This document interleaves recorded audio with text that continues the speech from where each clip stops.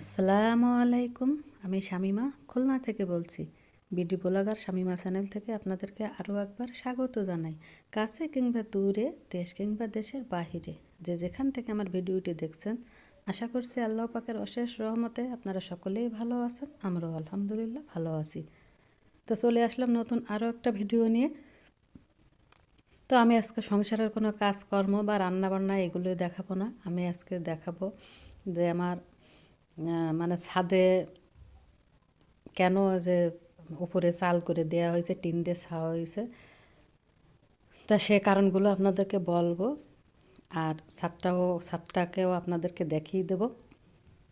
তো এইখানে আছে এই যে আমি মানে ঝাড়ু দেওয়ার জন্য যে ঝাঁটা বলি আমরা আর কি, সে ঝাঁটাগুলো রেখে দিয়েছি। আর এটা হচ্ছে ক্যারাম বোর্ড ছিল আগে আমাদের বড় একটা ক্যারাম বোর্ড, সে ক্যারাম বোর্ডের যে স্ট্যান্ড সেটা তার উপর দিয়ে রেখে দিছি, যেহেতু ক্যারাম বোর্ডটা এখন নাই বড়টা। তো এই যে কিন্তু এই যে দেখুন আমার বাড়ির চারিপাশে কিন্তু আসলে গাছপালা ভরা। তো এই যে ছাদ দেবার ছাদে টিন দিয়ে ছাওয়ার কারণটা আমি বলতেছি যে দেখছেন এই যে এখানে কিন্তু সিমেন্ট বালি দিয়ে এখানে আছে এই যে রিপেয়ার করা। এই যে দেখেন, তা যেহেতু এই বিল্ডিংটা মানে 2 তলার বয়সী 50 বছরের বেশি হয়ে গেছে, যেহেতু অনেক আগের বিল্ডিং, তো উপর থেকে ছাদটা একটু ফেটে ফেটে গেছিলো।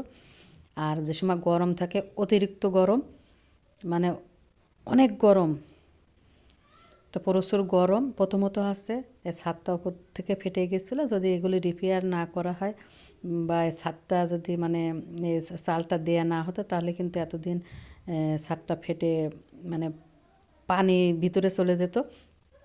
তো অনেক নষ্ট, মানে অনেক খারাপ হওয়ার আগেই ইঞ্জিনিয়ার দেখাইছিল। তা সে বললো যে ভাই এরকম আপনি ছাদটা ঢেকে দেন টিন দিয়ে, তাহলে আপনার এটা ভালো থাকবে আর আপনার গরমও কম লাগবে। তো তার কথা শুনেই ছাদটা, এটা আছে 2016 সালে এই টিনের চালটা করা হয়েছে। তা আগে কিন্তু চাল আরও একটা করা ছিল, তা সে চালটা আছে দো চাল ছিল না, এরা কেমন যেন এরকম মানে ইসির মতো যে নৌকা যে ছাউনি থাকে ওইরকম দেওয়া হয়েছিল। তা সেটাও 5-6 বছরে টিনগুলো মানে পানি জমে জমে টিনগুলো ছিদ্র হয়ে পানি পড়তো। তো গত বছর আবার কিন্তু সেই টিনগুলো চেঞ্জ করে নতুন করে আবার এই যে চালটা কিন্তু এখন দো চাল করা, এখন কিন্তু আর টিনের চালে পানি দাঁড়ায় না। তা আর একটু উঁচু করা হয়েছে, উঁচু করে দোসাল করে দেওয়া হয়েছে। এতে করে কী হবে, পানিটা দাঁড়াবে না চালে, আর চালটা সহজে নষ্ট হবে না। তা এক মূলত কারণ হচ্ছে ছাদটাকে মানে ভালো রাখার জন্য। দ্বিতীয়ত হচ্ছে অতিরিক্ত গরমের কারণেও মানে ছাদটা ছাওয়া হয়েছে। তা এই 2টা কারণে কিন্তু মেন এই ছাদের উপরে আবার এটা টিনের চাল করে দেওয়া হয়েছে। আপনারা হয়তো বলবেন যে ছাদের উপরে কেন টিনের চাল করে দেওয়া হয়েছে, তো এই কারণে কিন্তু দেওয়া হয়েছে। আর আমার ছাদের চারিপাশ থেকে কিন্তু গাছ, এই যে আম গাছ দেখছেন, এই আম গাছের ডাল কিন্তু একদম চালের সাথে লেগেছিলো, মানে একটু বাতাস হলেই চালে বাড়ি খেত। তা সে কারণে আর কি গাছ কাটা হয়েছে। আর পাশে এই যে একটা মেহগনি গাছ, তো এই যে আম গাছ, মেহগনি গাছ, আরেক সাইডে আছে কাঁঠাল গাছ। এই কাঁঠাল গাছের ডাল বেয়ে বেয়ে যে শুড়িয়েল আছে, মানে বেজি না, ওই শিয়ালের মতো আর কি, ওরা লাফ দিয়ে আমার ছাদে আসে, এসে আমার ছাদের সিঁড়ি বেয়ে রান্নাঘরে যে মানে পাকা কলা, পাকা পেঁপে এগুলো থুলি মানে খেয়ে ফেলছে।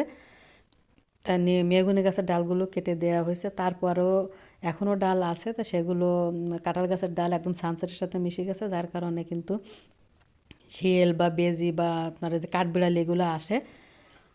তাই তো আসছে, চলে এসেছে। তো এখন কিন্তু সকালবেলা, এখনও 8টা বাজেনি আর কি সকালবেলা। তো আজকে কিন্তু 3 দিন পরে আমাদের খুলনাতে রোদ উঠেছে আর কি। তো এই যে দেখছেন, এই কাঠ দিয়ে কোনো রকম একটু দোলনা বানানো, আর সে এসে এসে এখানে বসে বসে একটু দোল খায়। তো এই তো আমি ছাদে আসছি, ঘুম থেকে উঠে মানে ছাদে চলে এসেছে। ছাদের দরজা মানে গেট খোলা দেখছে, গেট খোলা দেখে আমাকে না পেয়ে বুঝতে পারছে যে আম্মু ছাদে আছে নিশ্চয়, ছাদে চলে এসেছে। তা এই যে দেখছেন সব জায়গায় কিন্তু এই যে ছাদে রিপেয়ার করা দেখছেন, এই যে ফেটে ফেটে গিয়েছিলো। তা আমাদের ভিতরে কিন্তু পানি পড়তো না, কিন্তু পানি পড়ার আগে মানে ছাদটা যাতে আরও খারাপ না হয় তার আগে কিন্তু আমরা রিপেয়ার করে তারপরে এই যে চালটা করে দিয়েছি। এতে করে কী হয়েছে, পানিটাও লাগবে না, ছাদটা নষ্ট হবে না, দ্বিতীয়ত হচ্ছে গরম লাগবে না। কিন্তু যারা করছে মিস্ত্রিরা অনেক একটা ভুল করে ফেলছে। এই যে চালটা করছে, চালের যে যে সাইডে যে রডগুলো দিয়েছে, রডগুলো অনেক নিচু করে দিয়েছে। মানে মনে করেন আমরা বড়রা যারা আমরা হাঁটতে পারবো না, যেখানে রড দেয় ওখান থেকে মাথা নিচু করতে হবে, তা না হলে মাথায় আঘাত লাগবে। আমিও বহুদিন আঘাত খেয়েছি, অনেক সময় মনে থাকে না, তাহলে ফট করে দাঁড়িয়ে যায়। আর যেহেতু যে লোহার অ্যাঙ্গেল দেয়া, ওই অ্যাঙ্গেল মাথায় লেগে মানে অনেক দিন আর কি আঘাত খাইছি ওই অ্যাঙ্গেলে। তো অ্যাঙ্গেলটা ওনাদের উচিত ছিল আরও অন্তত 2 ফিট উঁচু করে দেওয়া, তাহলে কী হতো, মানে একটা বড় মানুষ আমরা অনায়াসে মানে যেরকম আমরা হাঁটি স্বাভাবিকভাবে ওইভাবে হাঁটাচলা করতে পারতাম। যেমন আরশির মাথায় লাগবে না, যেহেতু ও ছোটো, কিন্তু আমার পরিবার আজ যারা আছে সবাই কিন্তু মাথায় গুতা খাবে আর কি এই অ্যাঙ্গেলের কারণে। তো এটা হচ্ছে মিস্ত্রিরা ভুল করছে। তো সেই সময় আসলে মিস্ত্রিরাও এটা করেনি, বা আমরাও অতটা খেয়াল করিনি। আর এখানে হচ্ছে যে এসি আছে, এসির মেশিনটা এখানে লাগানো হয়েছে। তো এটা হচ্ছে ভীষণ কোম্পানি। তা আগে ছিল হচ্ছে সানসেটের পরে লাগানো এসির মেশিনটা, কিন্তু যেহেতু ছাদ করা হয়েছে, চাল করা হয়েছে, ছাদে টিনের চাল করে দেওয়া হয়েছে, দেখা গেলো কি উপরে সেট করে দিলে এতে পানি ঢুকবে না। তো মেশিনটা অনেক দিন ভালো থাকবে, তো সে কারণেই ছাদের উপরে সেট করছে পরে। আর উপর দিয়ে একটা মানে দেওয়া হয়েছে, এটা হচ্ছে একটা কার্পেট টাইপের ছিল ছোট, সেটা দিয়ে তারপরে উপরে ভারী একটা কিছু দিয়ে ঢেকে রাখছে, এত করে ময়লাটা ভিতরে যাবে না। আর ভারীটা দেওয়ার কারণ হচ্ছে অনেক সময় বাচ্চারা উপরে আসে, এসে দেখা গেলো ওইটা সরানোর চেষ্টা করে বা সরিয়ে ফেলে কার্পেটটা, এই কারণে ভারী একটা কিছু দিয়ে চাপা দিয়ে রাখা হয়েছে যাতে ওরা সরাতে না পারে। তো এই যে দেখছেন চালটা, এই যে 2 চাল, এখন 2 চাল করা হয়েছে আর কি। আর আগে কিন্তু এরকম ছিল না। আগে এই যে অ্যাঙ্গেল যেভাবে আড়ুভাবে দেয়া দেখছেন, এইভাবে যে যাদের গ্রামে বাড়ি তারা দেখবেন নৌকা ছাউনি দেয়া থাকে যেরকম, ওই রকমই করা ছিল। তা সেটা কিন্তু আরও একটু নিচে ছিল। তা সে কারণে আছে মাঝখানে এরকম মানে গর্ত মতো থাকতো, পানি জমে জমে টিন ছিদ্রিয়ে পানি পড়তো, যার কারণে গত বছর আবার এই চালটা পুরো খুলে আবার এই উঁচু 1.5 হাত পরিমাণ উঁচু করে তারপরে নতুন করে আবার চালটা করতে হয়েছে। কিন্তু এই যে অ্যাঙ্গেলটা দেয়া, এই অ্যাঙ্গেলগুলো উঁচু করতে গেলেও অনেক খরচের ব্যাপার এবং অনেক খাটনির ব্যাপার, অনেক, যেহেতু এরা রড দিয়ে আপনার এই যে ছাদ থেকেই করা, তাই অনেক কষ্টসাধ্যের ব্যাপার, আবার অনেক খরচের ব্যাপার। সেজন্য এগুলো সরানো হয় না, জাস্ট উপরের যে চাল করা ছিল ওইটাকে 2 হাত পরিমাণ অ্যাঙ্গেল জুড়ে দিয়ে তারপরে আবার নতুন করে চাল করা হয়েছে। তো এই তো, এই যে কিন্তু আমার বাসার পিছনের যে সাইড, আর ওই যে কিন্তু সে মেইন রাস্তা। তাই এখানে যে পিছনের সাইডে যে আম গাছ, এই যে দেখতে পাচ্ছেন আম গাছ আছে। আসলে আমার বাড়িতে কিন্তু অনেকগুলো আম গাছ এবং অনেকগুলো কাঁঠাল গাছ আছে। আর এই সাইডে একটা এখানে সাগু গাছ না কি গাছ যেন সবাই বলে, তা আসলে তো ওতে কোনো ফলও হয় না, ফুলও হয় না, ফলও হয় না, কি জানি না, শুধু বড় হচ্ছে।